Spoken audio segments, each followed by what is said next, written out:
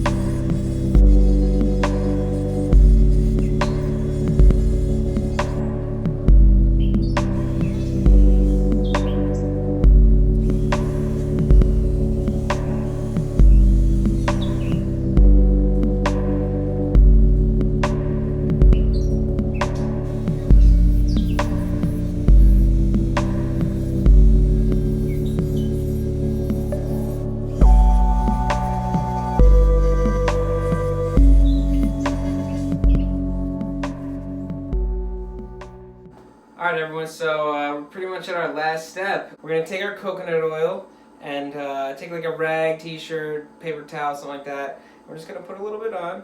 Doesn't take much. And now, let's see what it does to the coconut.